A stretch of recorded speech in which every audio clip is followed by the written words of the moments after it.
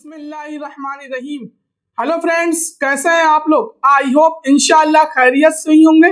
तो चलिए बात करते हैं आज के टॉपिक की। आज की जो मेरी तकरीर है या स्पीच है वो है जीएसटी के बारे में, जो कि अभी हाल ही में जीएसटी में रिफॉर्म किया गया है, सुधार किया गया है। जीएसटी के अभी तक कुल 4 स्लैब हुआ करते थे, 5% का, और उसके बाद 12% का, उसके बाद 18% का, और चौथा जो है 28% का। अब 2 स्लैब को हटा दिए गए हैं, 12% वाले स्लैब को और 28% वाले स्लैब को पूरी तरीके से हटाकर, और अब सिर्फ 2 ही स्लैब रखे गए हैं, सिर्फ 5% के और 18% के। और जो 12% जो स्लैब में जो वस्तु की 99% वस्तुएं थी उसे 5% में डाल दिया गया है। और साथ ही साथ ये बताया गया है कि जो रोजमर्रा की जो सामान है या वस्तुएं हैं उस पर जीएसटी 5% लगेगा या तो 0% के आसपास लगेगा। तो चलिए क्या है पूरा मामला, मैं उसके बारे में आप लोगों को डिटेल में बताता हूं। तो मेरे आप लोगों से गुजारिश है, मेरे इस वीडियो को आप लोग ज्यादा से ज्यादा लाइक करें और सब्सक्राइब करें। तो चलिए स्टार्ट करते हैं। तो सबसे पहले मैं जीएसटी का बैकग्राउंड बताता हूं, ये कब आया।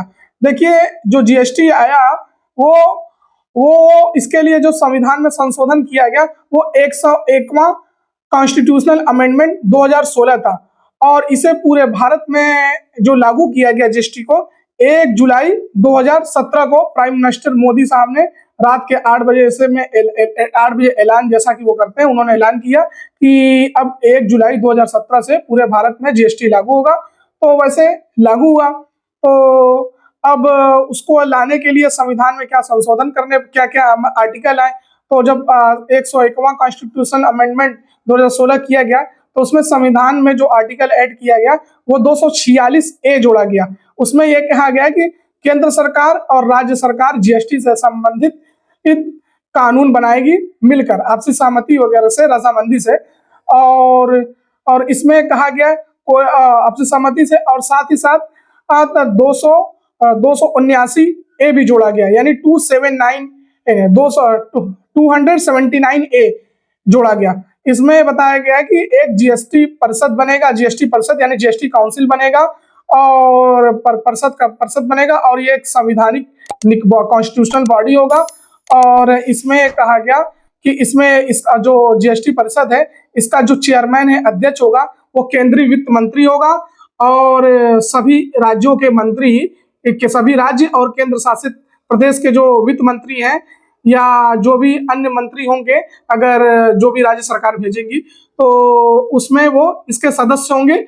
और इसमें जो भी जीएसटी परिषद का में जो भी अनुशंसाएं हैं, कर में जीएसटी के कर में टैक्स में छूट को लेकर या बढ़ाने को लेकर जो भी मामला है, और इसका जो फैसला होगा 3/4 बहुमत के आधार पे होगा, जिसमें से केंद्र सरकार का जो मत है वो 1/3 है और राज्य का जो मत है वो 2/3 है। तो बगैर राज्य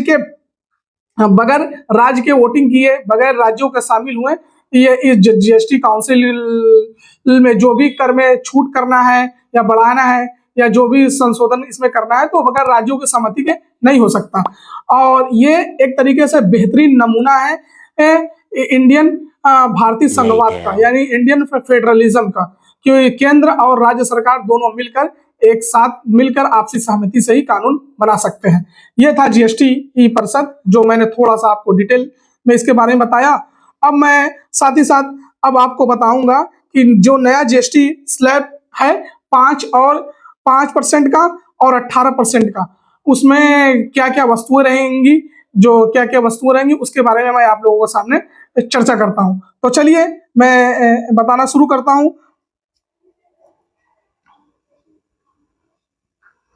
तो इसमें सबसे पहले आप देख सकते हैं जो रोजमर्रा की जो वस्तुएं हैं, घरेलू आधार पर जो डेली लाइफ में यूज होती हैं, जैसे कि hair oil, shampoo, toothpaste, toilet soap, toothbrush, shaving cream, ये पहले 18% था, अब उसे 18% था, अब उसे कम करके 5% पे ला दिया गया। और उसके बाद साथ साथ बटर यानी मक्खन, घी, चीज, डेली स्प्रेड वाली सामान जो 12% की थी उसे कम करके 5% पे ला दिया गया। और साथ ही साथ प्री पैकेज नमकीन, भुजिया एंड मिक्सर, इसको भी 12% से लाकर 5% पे कर दिया गया। यूटेंसिल को भी 12% से लाकर 5% पे कर दिया गया। Feeding bottle, napkin for babies and clinical diaper, इसे भी 12% से 5% कर दिया गया। और साथ में सेविंग मशीन एंड पार्ट्स 12% से 5% कर दिया गया। यानी आप देख सकते हैं जो भी साबुन हो, शैम्पू हो या मक्खन हो, घी हो, आप देख सकते हैं चाहे वो पैकेज नमकीन हो या भुजिया नमकीन हो, या आप जैसे बच्चों का जो दूध पीने वाला बॉटल होता है, फीडिंग बॉटल, उसको उस पे जीएसटी 12% से 5% कर दिया गया। नैपकिन देख सकते हैं, डाइपर जो बच्चों का होता है जिसमें बच्चे सुसु वगैरह कर देते हैं, पोटी वगैरह, तो डाइपर वगैरह भी जो पहले महंगा था अब सस्ता हो जाएगा। अब उसमें जो 12% जीएसटी लगता था 5% लगेगा। या सिलाई मशीन है वो सस्ता होगा, या उसके पार्ट्स हैं वो सस्ता हो जाएगा। तो जो डेली रोजमर्रा की चीजें हैं वो कम होगी।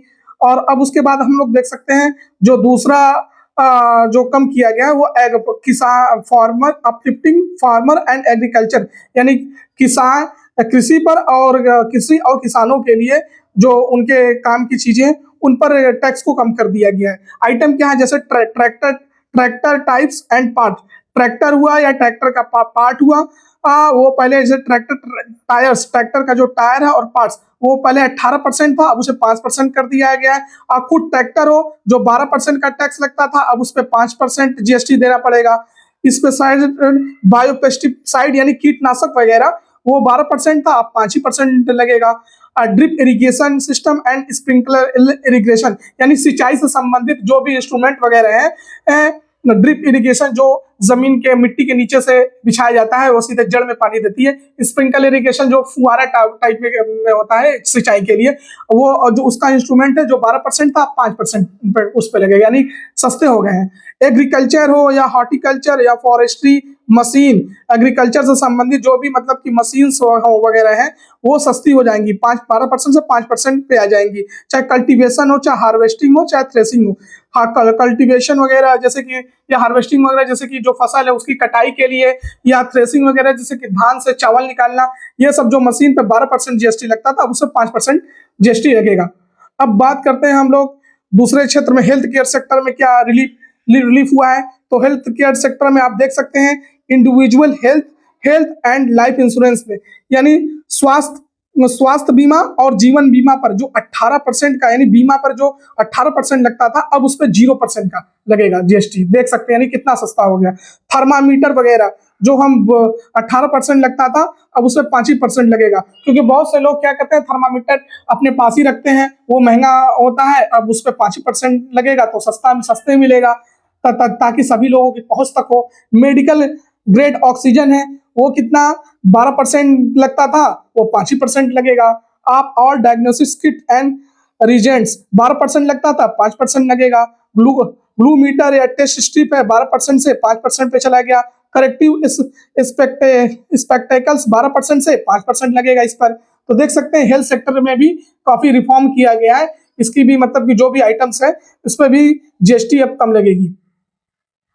अब देख सकते हैं automobile sector, automobile made affordable, automobile sector यानी बाइक हुआ, कार हुआ, ये भी देखिए अब सस्ती होंगी। आप देख सकते हैं पेट्रोल और पेट्रोल हाइब्रिड, एलपीजी, सीएनजी वगैरह पर जो मतलब 28% टैक्स लग सकता, अब वो 18% लगेगा। यानी कि एक तरीके से ये कार वगैरह 4 व्हीलर की बात कर रहा है।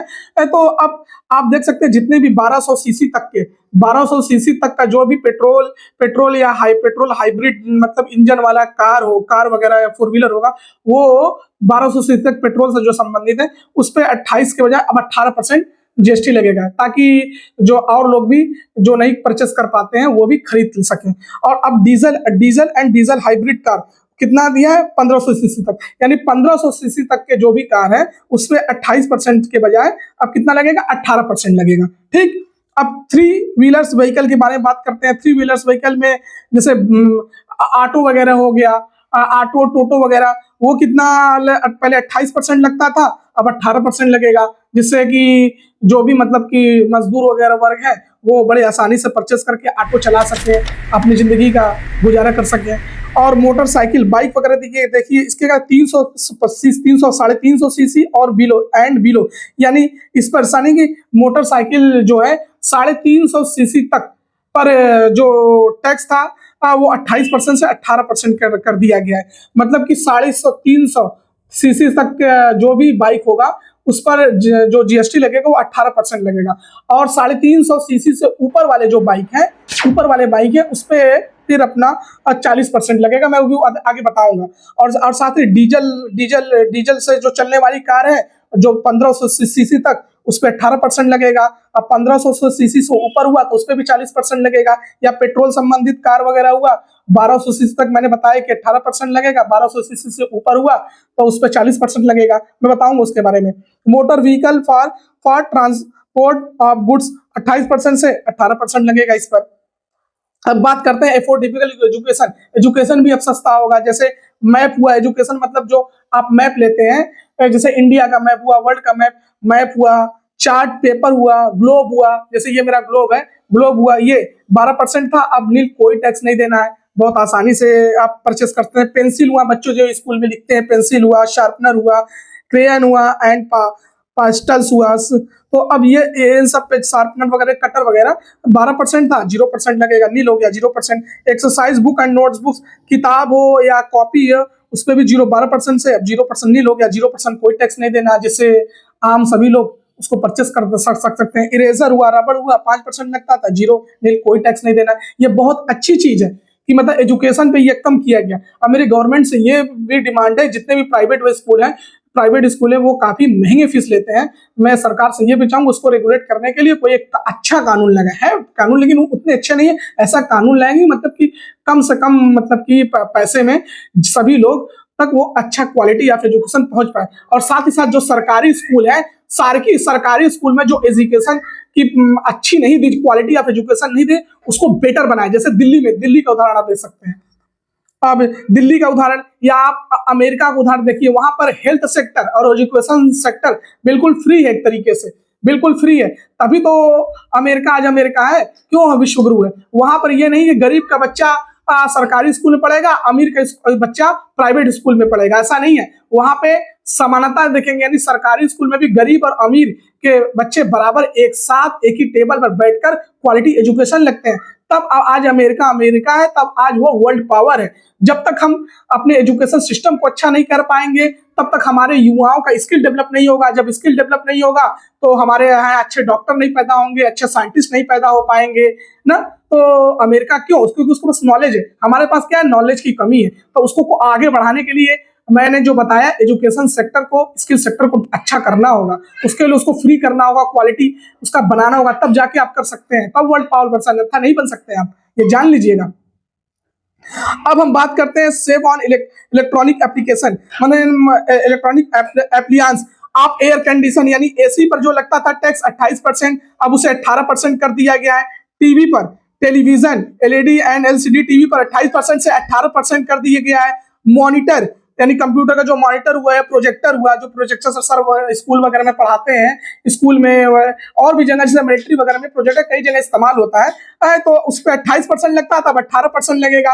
आप घर की वॉशिंग मशीन देखिए, जो घर पे औरतें कपड़ा कचाती थी, पहले हाथ से कचाती थी, अब वॉशिंग मशीन आ गया है। अब तो सेमी वॉशिंग के बजाय अच्छा टेक्निकल वॉशिंग मशीन आ गया है। सिर्फ कपड़ा डाल दो और बटन दबा दो और कपड़ा सब कुछ मतलब वॉश भी कर देगा, धुल भी देगा, सुखा भी देगा। तो अब उस पर जो टैक्स लगता था 28% से 18% लगेगा उस पर टैक्स, आप देख सकते हैं। अब मैं बात करता हूं, मैंने जैसा कि आपको बताया था टैक्स स्लैब कितना था पहले, चार था, यानी 5% का था, उसके बाद कितना था 12% का था, तीसरा कितने परसेंट का 18% का था, और चौथा मैंने बताया 28% का था। अब मैंने बताया कि 12 और 28% को हटा दिया गया। अब कितना बचा? सिर्फ 2 ही टैक्स बचा। मैंने कितना बताया? 5 बचा है, और 5% का स्लैब बचा है और 18% का स्लैब बचा है।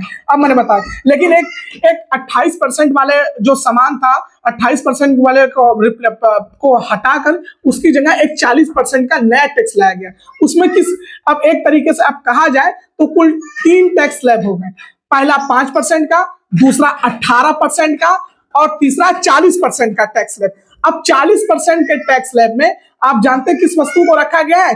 40% के टैक्स स्लैब में आप देख सकते हैं, जैसे कि तंबाकू उत्पाद, यानी एक तरीके से सीन गुड्स को रखा है, पाप वाली डीमेरिट वस्तुएं, यानी डीमेरिट गुड्स को रखा गया है। एक तरीके से सीन गुड्स को, यानी पाप वाली वस्तुओं को, जैसे कि आप पान है, मसाला है, सिगरेट है, गुटखा है, जर्दा है, अन्य चबाने वाली तंबाकू उत्पाद। ऐसा इस वजह से किया गया है कि मतलब कि जो हमारे युवा हैं, जो कम पैसे में गुटखा सिगरेट वगैरह लेके खा लेते थे बड़ी आसानी से, तो अब उस पर जब हम लंबा टैक्स लगाएंगे तो वो उनके पहुंच से खरीदने से बाहर होगा, तो वो सिगरेट, पान, गुटखा ये नहीं खरीद पाएंगे, जिससे हमारे युवा का हेल्थ अच्छा होगा। वो उस पैसे को हम रिजर्व करेंगे, जो गार्जियन खाते हैं रिजर्व करेंगे, कंजर्व करेंगे, तो अच्छा एजुकेशन देंगे और हमारे युवाओं का स्वास्थ्य अच्छा होगा। और बड़े वाहन, मैंने आपको बताया, जैसे पेट्रोल के लिए 1200 सीसी और डीजल के लिए 1500 सीसी से बड़ी सभी कारें, और बाइक में देखिए 350 सीसी से अधिक इंजन क्षमता वाली motorcycle, sports utility vehicle, multi utility vehicle और cross over utility vehicle XU पर, इन सब पर 40% का टैक्स है। यानी 1200 सीसी से जो अधिक वाली कार वगैरह है, 4 व्हीलर है या पेट्रोल वाली, और 1500 सीसी से अधिक डीजल वाली जो 4 व्हीलर है, उस पर 40% लगेगा। जैसे कि एक तरीके से मैंने बताया SUV, MUV, XV, आप एक तरीके से और समझ सकते हैं, जैसे कि जो लग्जरियस कार है, जैसे कि आप ऑडी कार है, मर्सिडीज कार है, इन सब ऑडी, मर्सिडीज वगैरह पर एक तरीके से 40% लगेगा, है ना। और अन्य लग्जरी वस्तु, जैसे निजी उपयोग के लिए आप विमान खरीद रहे हैं, हेलीकॉप्टर खरीद रहे हैं, और मनोरंजन या खेल के लिए इस्तेमाल होने वाली नौकाएं खरीद रहे हैं, उस पर 40% टैक्स है। या एक तरीके से आप जैसे ऑनलाइन गेमिंग वगैरह खेलते हैं, सरकार गेम को, जो ऑनलाइन गेमिंग वगैरह खेलते हैं, उस पर भी सरकार 40% टैक्स लगा दी है। ऐसा इस वजह से लगाई ताकि बच्चे इन सबसे दूर हो, बच्चे अपना भविष्य सुधारे, एजुकेशन पे आए, पढ़ाई पर आए। इस वजह से ऑनलाइन गेमिंग पे भी टैक्स 40% कर दिए। बहुत अच्छा सुधार है। आप पेय पदार्थ में देखेंगे, अतिरिक्त चीनी या अन्य मीठे पदार्थ वाले पेय पदार्थ, कैफीन युक्त पेय या फलों के रस के साथ कार्बोनेटेड पेय का मतलब समझते हैं, जिसमें CO2 की मात्रा ज्यादा है, जैसे कोल्ड ड्रिंक हुआ, जैसे पेप्सी हुआ, कोको कोला हुआ, इसमें CO2 की, कार्बन की मात्रा ज्यादा है, जो सेहत के लिए नुकसान करेगी। नुकसान वाली चीज पर 40% का टैक्स है। इसी वजह से कहा जाता है कि बच्चों पेप्सी, कोल्ड ड्रिंक वगैरह, पेप्सी, कोक वगैरह न पियो। गार्जियन बताते हैं, लेकिन उसकी ब्रांडिंग, इतना विज्ञापन इतना अच्छा कहा जाता है, जैसे कि माउंटेन ड्यू डर के आगे जीत है, ऐसा बता दिया जाता है, जिससे लोग पीते हैं। अब उस पर 40% टैक्स लगेगा। ये बहुत अच्छा सुधार है, ये मैं इसको अप्रिशिएट करूंगा गवर्नमेंट को, सेंट्रल गवर्नमेंट को। अब हम बात करते हैं कि अब मैंने जैसे कि आपको सारे टैक्स के ब्लैक बताया, कुछ थोड़ा सा हल्का सा एक संक्षिप्त में थोड़ा सा मैं बता दूं। जैसे एसी है, एसी, डिश वॉशिंग मशीन और टेलीविजन 32 इंच से अधिक सेट और मॉनिटर, और पेट्रोल 1200 सीसी तक और डीजल 1500 सीसी तक कारें, 350 सीसी या उससे कम क्षमता वाली मोटरसाइकिल या अन्य, जैसे सीमेंट हुआ, बस हुआ, ट्रक हुआ, एम्बुलेंस, सभी ऑटो, कल पुर्जे और सभी प्रकार की बैटरी या लिथियम आयन से 18%। दैनिक उपयोग की वस्तुएं, जैसे हेयर ऑयल, साबुन, शैम्पू, टूथब्रश, टूथपेस्ट और साइकिल, खाद्य पदार्थ जैसे पैकेज नमकीन, bhujia, sauce, pasta, instant noodle, chocolate, coffee, मक्खन और घी। कृषि में जैसे ट्रैक्टर और अन्य कृषि, बागवानी या वानिकी मशीनरी, दवाएं और चिकित्सा उपकरण में अधिकांश दवाएं और औषधियां 12% से घटाकर 5% कर दी गई हैं। सेवाएं 7,500 प्रतिदिन तक के होटल, आवास, जिम, सैलून, नाई और योग केंद्र 5% GST लगेगा। आप देख सकते हैं। खाद्य पदार्थ और UST, दूध यानी एक तरीके से जो बहुत अधिक मात्रा पे जो दूध को गर्म करके फिर उसको ठंडा किया जाता है, वो दूध पहले से पैक और लेबल किया। पनीर, चपाती, रोटी पराठा पर भी 0% टैक्स लगेगा, GST लगेगा। दवा, कैंसर और दुर्लभ बीमारियों की जीवन रक्षक दवाएं, कैंसर से संबंधित और 33 प्रकार की जीवन रक्षक दवाएं है, उस पे जो टैक्स लगेगा GST 0% लगेगा। लड्डू 0% लगेगा। अब बीमा, इंश्योरेंस का सेक्टर हो, बीमा का क्षेत्र हो, सभी व्यक्तिगत जीवन बीमा पॉलिसी जैसे टर्म, यूलिप या एंडोमेंट और व्यक्तिगत स्वास्थ्य बीमा पॉलिसी, पारिवारिक फ्लोटर और वरिष्ठ नागरिकों की पॉलिसी सहित इस पर 0% लगेगा। बहुत सरकार ने मिला जुलाकर बहुत ही अच्छा इस बार टैक्स रिफॉर्म किया है। मुझे लगता है कि इस रिफॉर्म से जो बहुत लोगों तक जो वस्तुएं नहीं खरीद पाते थे, जो एफोर्ड नहीं कर पाते थे, वो लोग इस जीएसटी की दर कम होने से क्या करेंगे, उस चीज को एफोर्ड कर पाएंगे। जैसे आप देख ले, बहुत से सभी के बच्चे पढ़ते हैं, चाहे अमीर हो चाहे गरीब, अब उनके लिए पेंसिल हुआ, कटर हुआ, रबड़ हुआ, कटर हुआ, कॉपी वगैरह वो सस्ते हो जाएंगे। तो सस्ते जब हो जाएंगे तो सभी लोग एफोर्ड कर पाएंगे। चाहे डाइपर, बच्चों का डाइपर वगैरह हुआ, चाहे थर्मामीटर वगैरह है हुआ, चाहे बाइक वगैरह है 350 सीसी से कम, वो एफोर्ड कर पाएंगे। तो ये अच्छी चीज है ना। चाहे आप पनीर देख लीजिए 0%, घी है, मक्खन वगैरह है, इन सब पे देखिए 5% के आसपास लगेगा। तो ये बहुत अच्छी चीज है, गवर्नमेंट ने बहुत अच्छा रिफॉर्म किया है। और और हाँ, और सरकार को यहाँ पर मैं अप्रिशिएट करता हूँ, आपने अच्छा काम किया। और साथ ही साथ मैं आप सभी लोगों से गुजारिश करूंगा, मेरे इस वीडियो को आप लोग ज्यादा से ज्यादा लाइक करें और सब्सक्राइब करें। तो मिलते हैं फिर नेक्स्ट वीडियो में। जय हिंद, जय भारत, हिंदुस्तान जिंदाबाद, अल्लाह हाफिज।